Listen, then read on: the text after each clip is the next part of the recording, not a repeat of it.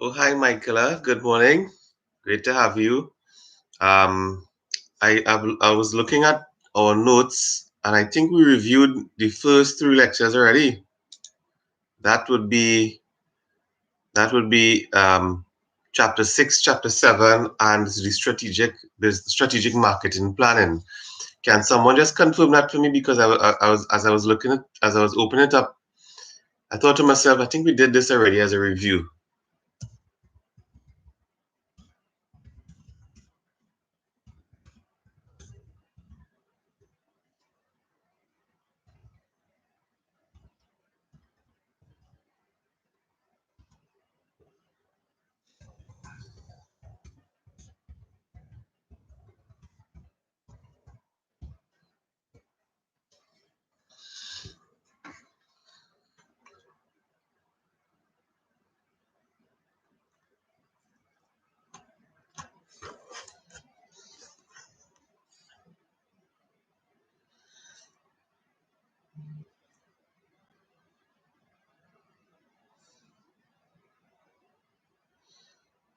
Michaela, have you gotten up to speed with all this stuff that you missed out? Did you get through with your arrangements for exams? You can always message me privately, or if you want to answer in the chat. Your exam, I'm gonna try and get all your exams corrected, your first exams corrected and posted by Friday. Yes, we did. Okay. Thanks, Karina. So so we can continue with the others today. So I'm gonna correct your farm admin, your community management, and institutional management, and get those grades in Friday, and have prepared for your second in course, which should take place next week on the 3rd. Next week, we're gonna have your next in course. It's gonna be essay type questions or structured questions, that type of thing. Okay, all right, Michaela, no problem. Good. So let's go, and then we could discuss some bits about your business plans. So we are going to do today, should we do BCG matrix or should we do balance scorecard first? Let's do BCG matrix first, right? And then we can look at balance scorecard to hopefully tie in everything for all of the course outline. And then when we finish the course reviews, we can discuss your first in-course exam, and then we would look at your business plans, or if anybody want to ask questions about your business plans, we'll go through the business plan again. All right, so let's do BCG matrix. And I think I sent you all some video links on BCG matrix to help you better understand BCG matrix. I remember talking about BCG matrix. Karina, did I review BCG matrix as well, Karina? Because it just seems so familiar, like if I've done it before. Just give me a shout there, Karina.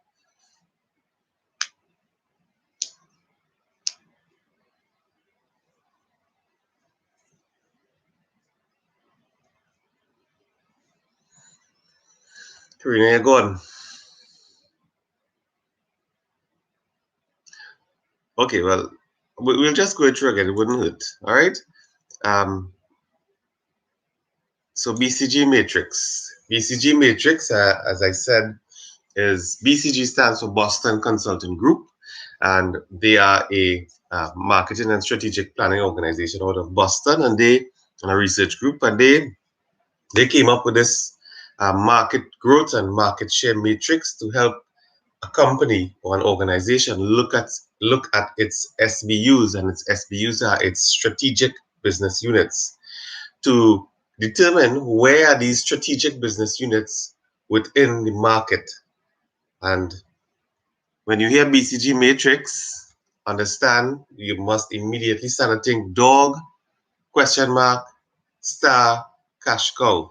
Now look at it in the context of the two axes. The vertical axis is product market growth, and the horizontal axis is relative market share. So it compares the growth rate, which is like a rate of capturing market share, and then it compares it to the relative market share compared to others, so compared to the other competitive competing products. So let me just see if Karina answered.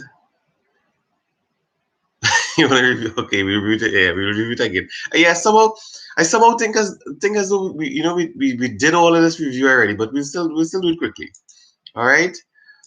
So, and we spoke extensively about what is a dog and what you should do with a dog. Yes, I remember doing this. So it's good information to be doing it a third time. Great, or a fourth time. And what a dog is declining in a declining market, has low market share, and should be divested. Dogs should be divested. And we said question marks are new innovative products, things that are now hitting the market, things that are getting greater market growth. The market share is relatively low right now, but it seems to have potential. The question marks need some increased investments to get it moving, to get it into a star position. And then we talk about stars that just are doing so great. They have really rapid market growth. They are taking up a huge market share, and it's doing well. And stars, as naturally in everything, it will mature, and it will mature into a cash cow. And we use the Kiss example. There are many.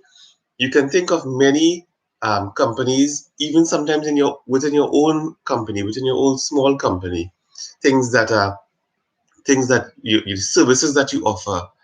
Are they dogs? Are they question marks? Are they stars? Are they cash cows? So that's the gist of the BCG matrix. You go on to slide number 3, and you can see little explanations. And this slide is actually important. Is it definitely will help with your exam, and help you understand it better.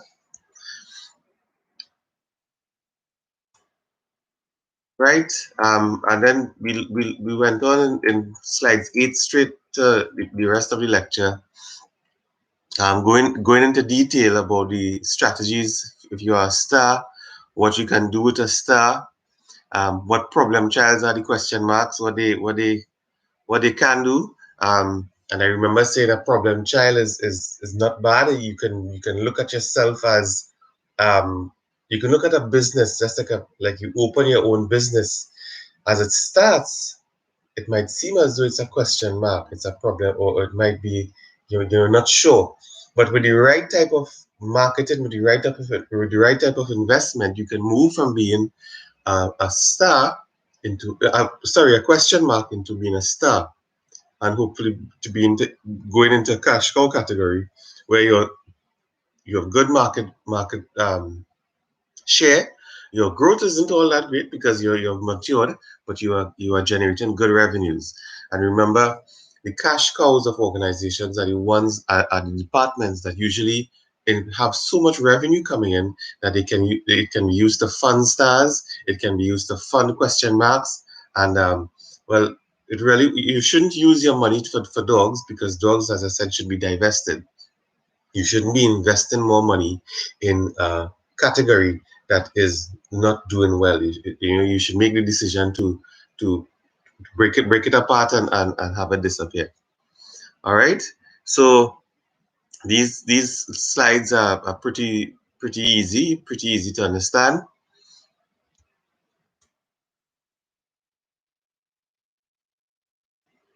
Mm-hmm.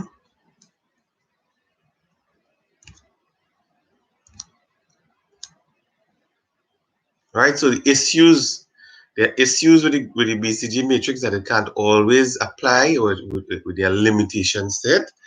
Please know what these issues are. They're quite important.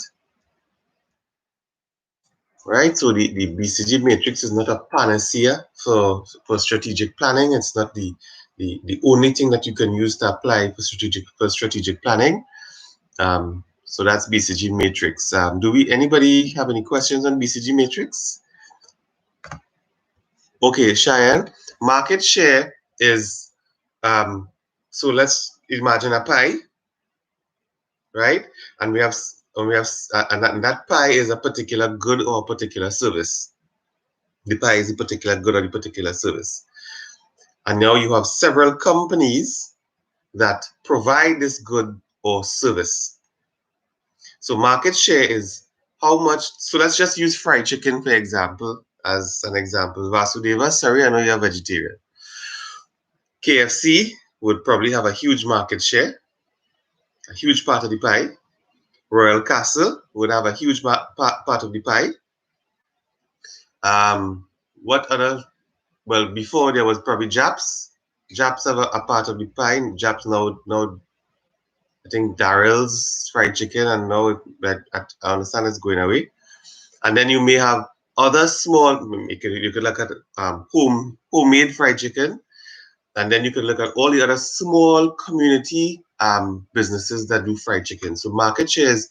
You look at a market of fried chicken, and you look at all of the companies that provide this service or provide this good, and each amount that they control in terms of the revenue they gain or the amount of people. If you sample a group of people, let's say you sample a group of 100, that will be helping you understand as well. You would find 25 out of that 100 one KFC for sure, 15 one Royal Castle, and the rest is balanced sort of. It might actually be 75 one KFC and like that. So hope you understand, Cheyenne. It's very simple. Market share is exactly that. It's a share of something. Everyone has a share of something. A pie chart is the easiest way for you to try and pick it up. And as science students, I'm sure you could understand what I mean. All right, Cheyenne, I hope I answered your question. I hope you got it. Okay, great. Lovely. Right. So anybody who have any questions before we move on to the balance scorecard?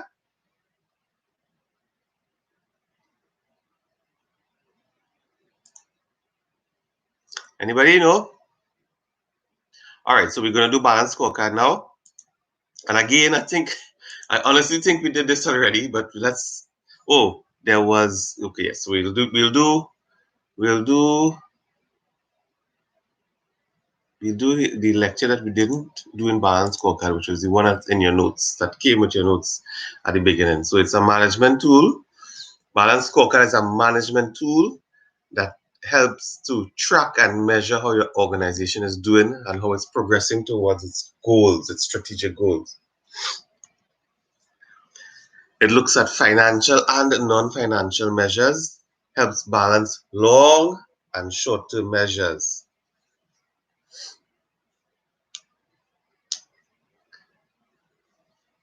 Right? It should be a nice, concise picture to give you the complete picture of organizational performance and nothing more. Nothing long, elaborate, and unnecessary. Nothing that's not needed to make your presentation busy. Right, so we do it to track progress. We do it to align customer priorities and expectations, to continuously improve, to increase in accountability. And when you look at, I saw the word to continually improve in this slide presentation, and continually improve.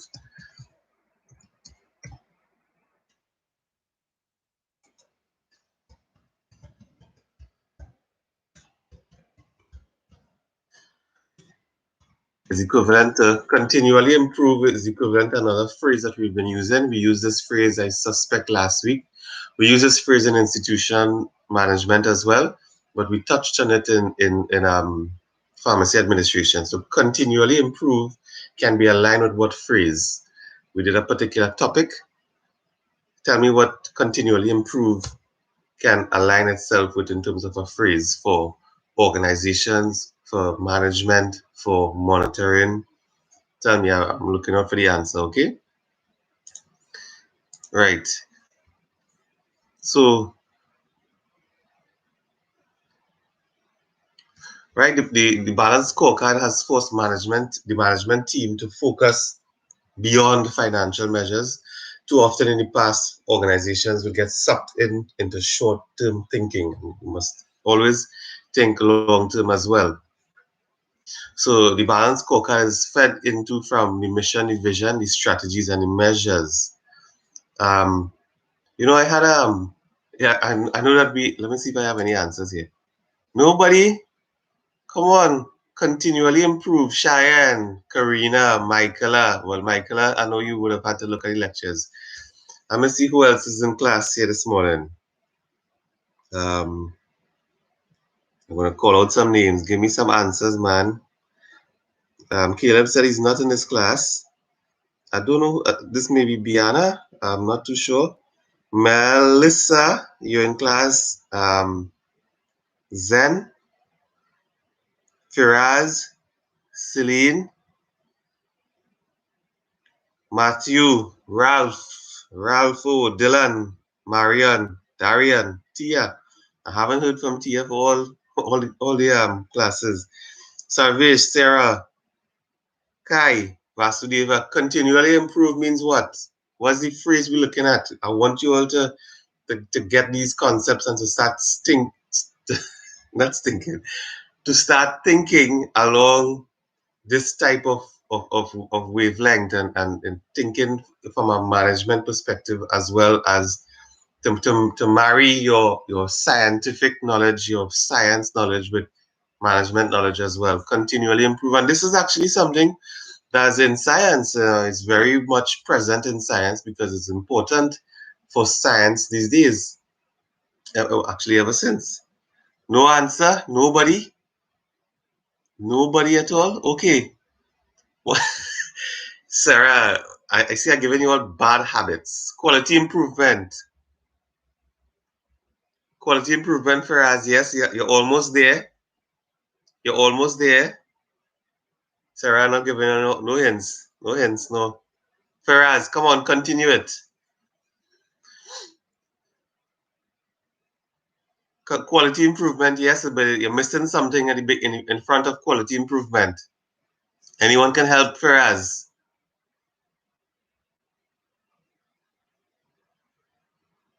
Sarah, give it a try. The clue is right above. The clue is right above.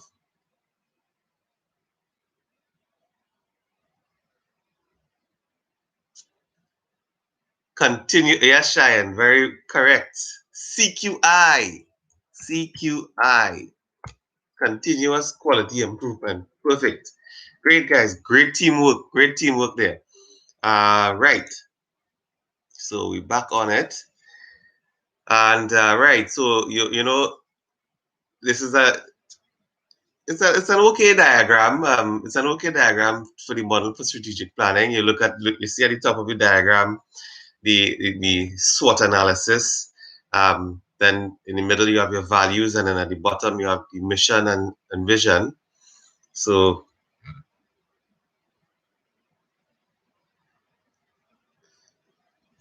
I think my slide presentation was a lot better in terms of helping you understand balance scorecard. But we can be going through this one as well. Right, aligning the organization to strategy. So again, strategy, strategy, strategy. Everything that you're doing must be in line with what your strategic plans are, what your strategic plans feed into your tactical plans and then into your operational plans. Everything must be linked. Everything must be joined. Everything must be aligned to one goal. And I mentioned something yesterday, and let me see who can remember. The sum of all parts is not greater than the. Who can remember this from yesterday? Tell me who can remember this from yesterday.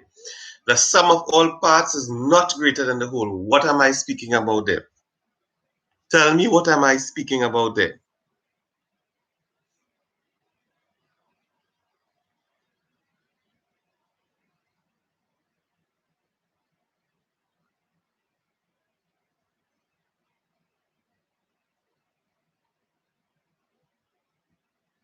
Melissa, very good. Synergy. Firaz cannot work in silos. Um, yes, that's the point. That's the point. Yes, not working in silos, but the phrase I was looking for, the buzzword, as we want to call it, the jargon that we want to talk about, is called synergy. Synergy is what we Dylan, your character as well.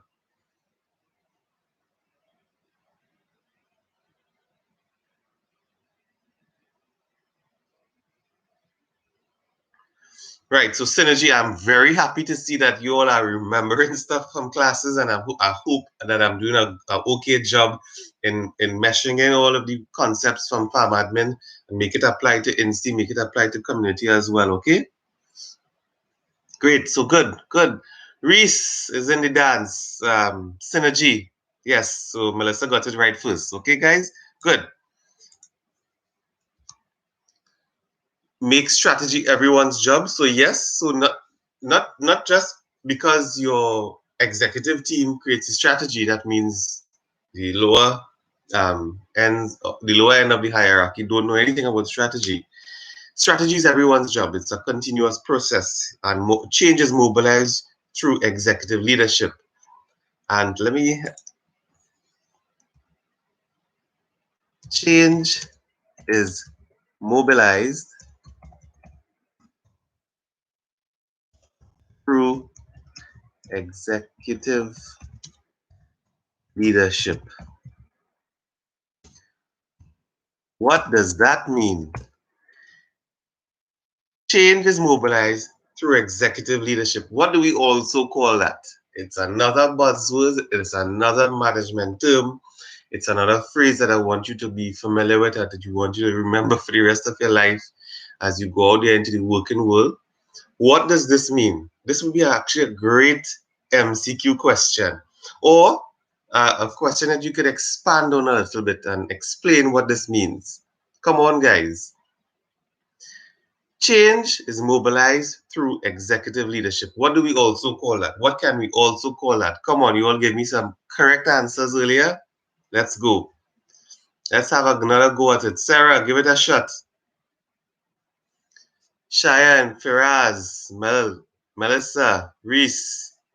Change is mobilized through executive leadership. What do I mean by that? Or what can you interpret by that? Come on, guys. Are you all slow on the draw, man?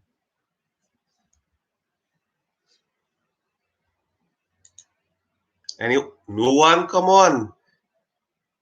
Change is mobilized through executive leadership. What can you interpret by that? What do you mean? What do we mean by that?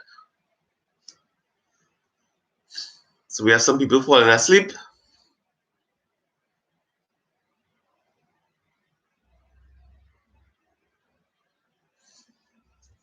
All right, I'm waiting on the answer while I continue.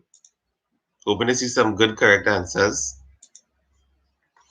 All right, so your mission and your vision feeds into your strategic planning, and your balance scorecard is right there to monitor things such as costing, economic value, forecasting, using Six Sigma. All of these things there are other specific management tools that can help to monitor your organization. Re-engineering. I don't know if I touched on what re-engineering is, but essentially re-engineering is nobody's answering. No, you're disappointing me, man. Re-engineering simply means you have an organization, and an organization does things A, then C, then B, then F. Re-engineering is that you wipe that entire slate clean and you start your process from scratch. So that's what re-engineering essentially is. Re-engineering is completely doing something brand new. So it can happen. It can happen with change management as well. When you have to go into an organization and really change how things are done, you create a new plan. Yes, Faraz, change starts from the top level. Yes, Faraz, but I want to get the phrase from you. I want to get the word. It's two words. It's two words that says exactly that. Change starts from the top level management. You are correct, but I want to get that phrase. So someone help Faraz, or Faraz, if you can get it for yourself. Um, right, as I was saying, yes. So in the, like in some organizations, you have to go in and it's not clearly it's not working because let's just think about WASA. Let's think about WASA. WASA clearly isn't working. They don't provide water for the entire country all the time. There are leaks upon leaks everywhere. They repair their leaks very horribly. No, Melissa. Ah, Sarah, you got it right. Sarah got it right. Management will, that's what I'm looking for. Management will is what we're talking about, where change is mobilized through executive leadership. The executive leadership, the ones at the top, the persons who are in full control of the organization, they need to lead the change. You can't have the ones, your juniors leading the change. Your juniors can advise you and could say, boss, we need to get this done, we need to get that done, or we should go this route. And the executive team could consider it, should will consider it, and then would create the strategic plan necessary to get that done. So the ideas can come from anyone, but the top management are the ones who need to drive it. They need to know uh, get the plan ready and now pass on the plan to the persons to get it done. All right, so Sarah, on point, management will. Melissa, strategic management, that's not the word I was looking for, but Melissa got it right. So great.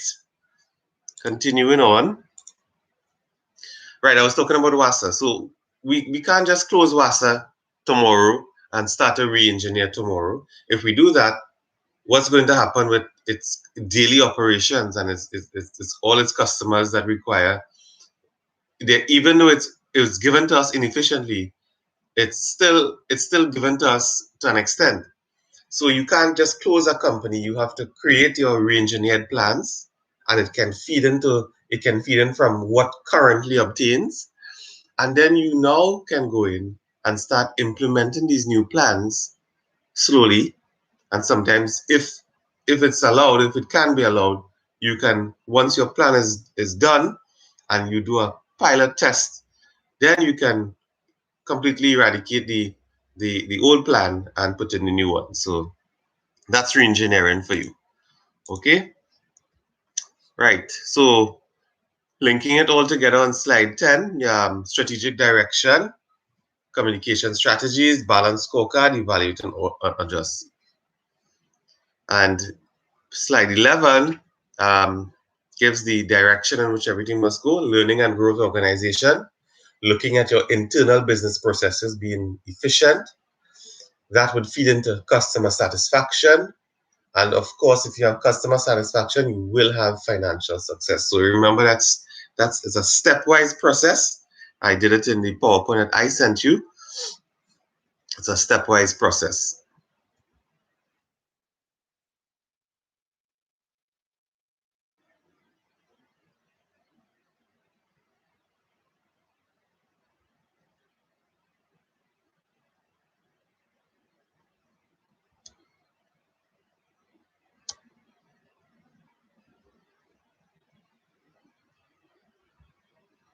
Right? And I am sure that you can remember me saying that measurables are an integral part in all organizations. And as a manager, you must always look for metrics if it is you are being given advice, or if you yourself you are going to be advising your boss. Please have your data ready. Please have your metrics ready so that you can explain in numbers what you want to do or what is currently happening. Metrics, measurement, very important, always important.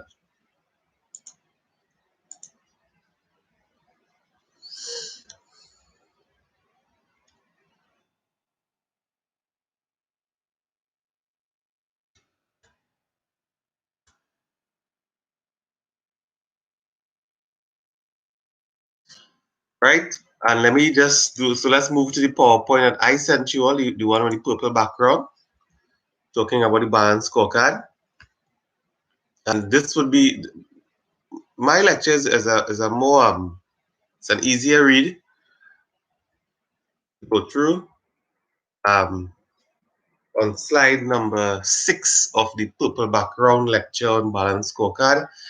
It's a nice diagram to help you. This would be a really nice diagram for you to use to help explain what the balance scorecard is like. You can see 4 quarters.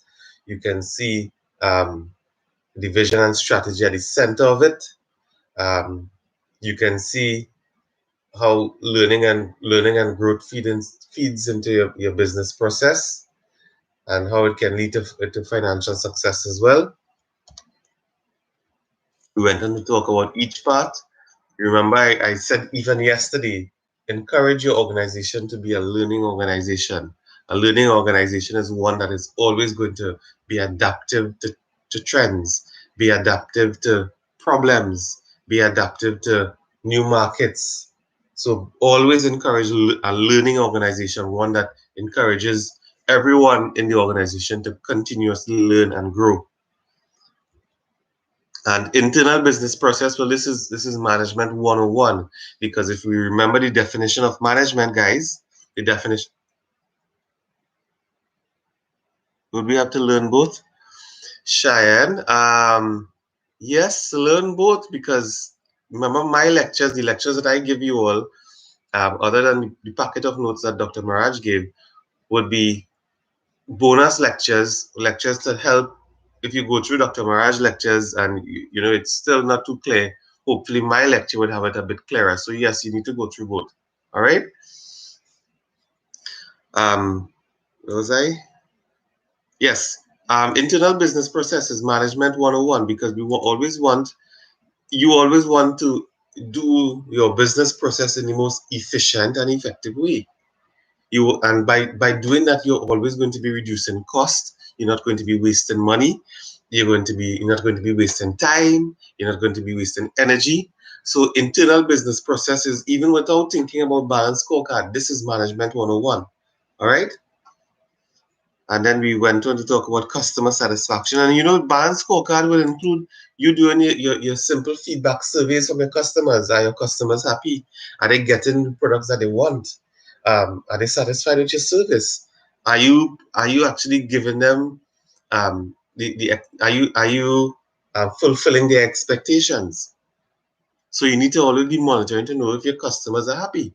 Because if it is that they're happy, they will continuously be your customer, and they would help with increasing growth as well. Financial, the bottom line.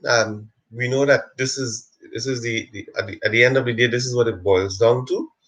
If your organization is working, if your organization is making money, investors want to know this. Investors want to know that you may start off, you may have bought an organization, a company that has been in existence, and it has been declining.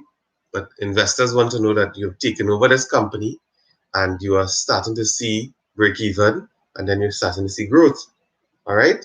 So financial is the bottom line. It's very important. And the order of the perspectives, as I said, learning and growth, internal business process, customer, and financial. Right. So each builds on the other.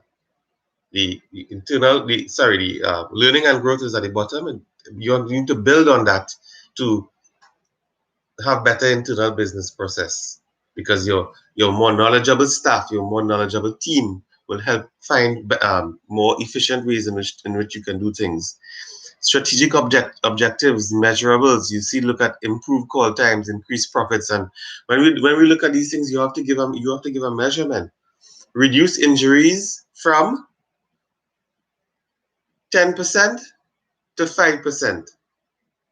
Improve call times from half hour to 15 minutes. Increase profits from $100 to $200. Metrics. The metrics come in here.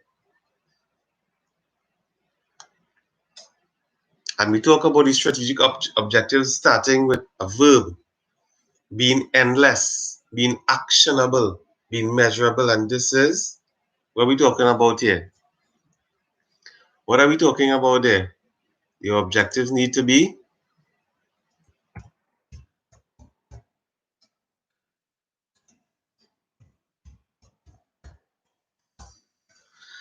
Specific, measurable, attainable, realistic, and timely.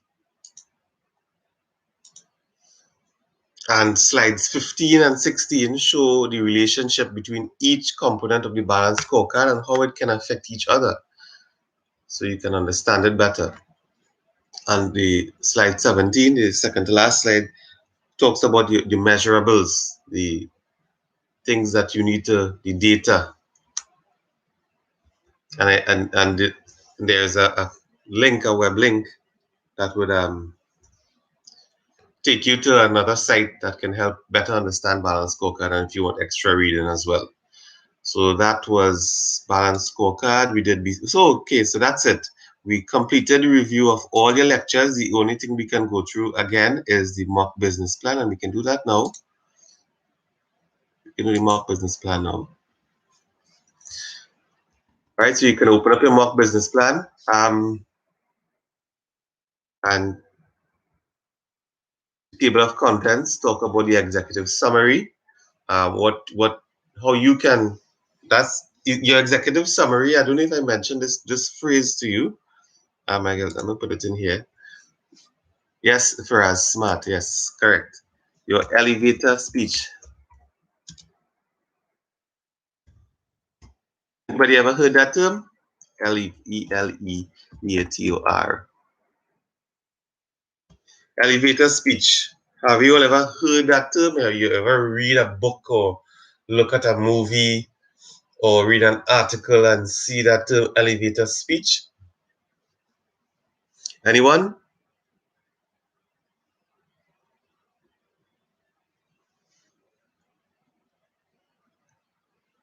Nobody? Okay, so your executive summary should be an elevator speech, meaning no idea what it is, Vasudeva. All right, so essentially, a few years ago, maybe about a decade or a little more ago, there was a phrase, the phrase elevator speech used to describe entrepreneurial activity, to describe an entrepreneur who, okay, Sarah. So it's to describe an entrepreneur who is passionate about his potential entrepreneurial activity, who has his plans well laid out in his head or her head, and who is now going to talk to a potential investor. So this person is going into an elevator with a potential investor. And just imagine some very rich person that you're going into a hotel with, or you're going into a building with, and you're about it doesn't have to be so we can use this in the context of institutional as well. It does not have to be an entrepreneurial activity, but it's an idea. You have an idea. An idea about doing something, right? And it may not be for profit. It could be for your organization that you're in right now. And you go into the elevator now with a potential investor, someone who can bankroll your project, or two, a policymaker, the Minister of Health, the Minister of Works, or the Prime Minister, or the Dean of the Faculty of Medical Sciences, or the Head of Pharmacy School, or your lecturer. You are about to enter into that elevator with them. You have an idea on how this course could be done, or you have an idea of what a business project you want to get done.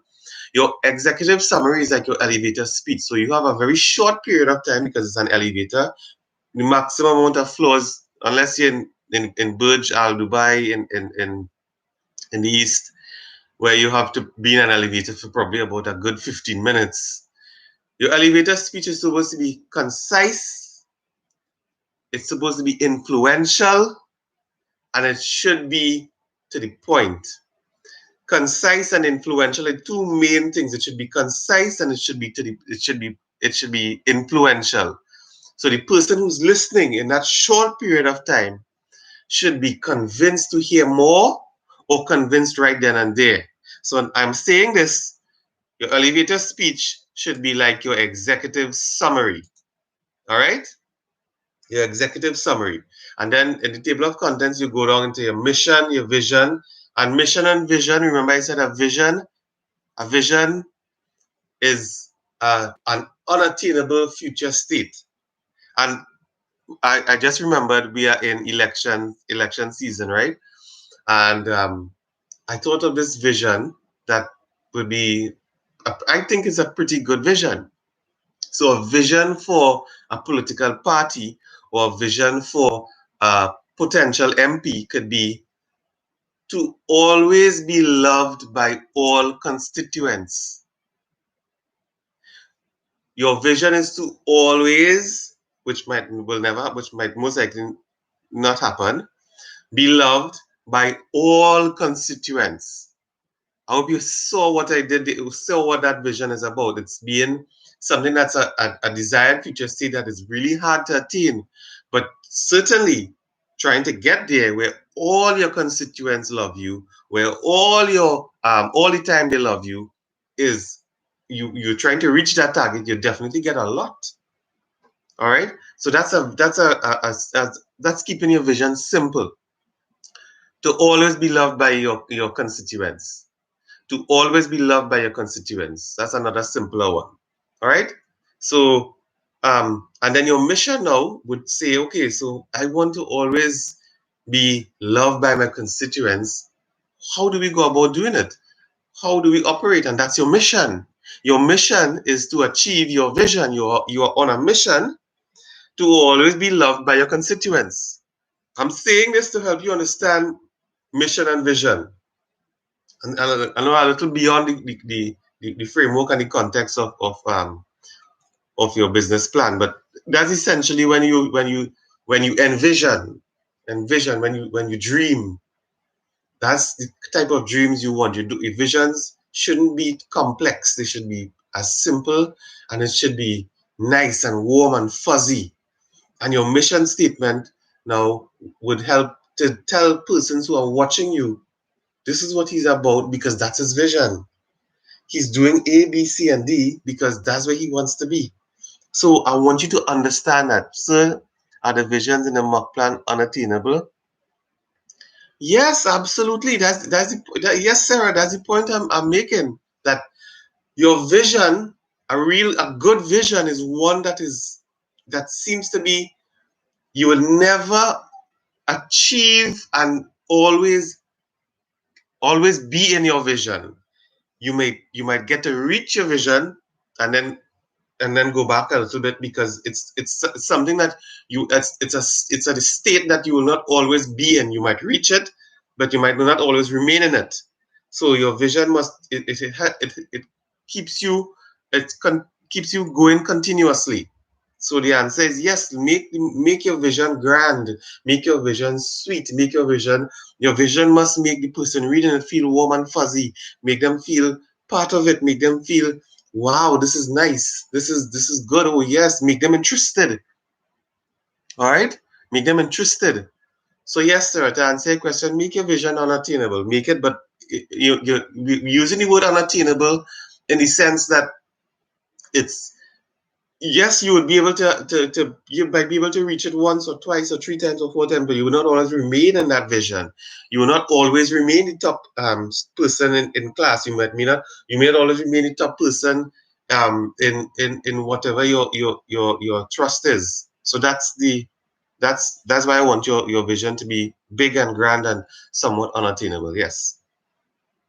Right. So back to the goals, your goals, what are your goals? What are your goals of this business, or what are your goals in opening this business? What need are you trying to satisfy?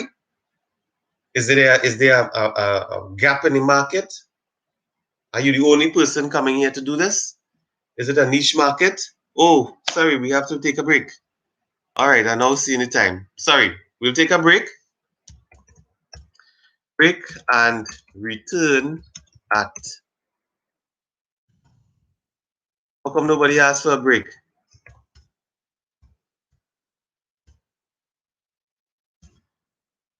All right, so we're going to take a break now, and we're going to return at 10, 10, 10, 10, 15. Okay, so I'll send a link to you guys. and we'll continue with this mock business plan. When we finish, class going good. All right. Um, Also, therefore, when Melissa asked for a break yesterday, class wasn't going good. All right, I'll take a note of that. Um, when we come back, we'll finish out the mock business plan. We'll go going it over. And if you have any questions about yours, we could discuss it. Well, we can discuss it here, yes, for the benefit of everyone in class. Um, oh yes, and I'll go through your exam questions that we did last week. All right, so break and back at 10:15.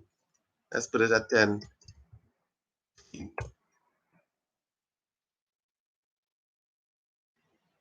Vasudeva, we're going to talk about the final exam paper for. All right, we'll see when I come back. When we come back.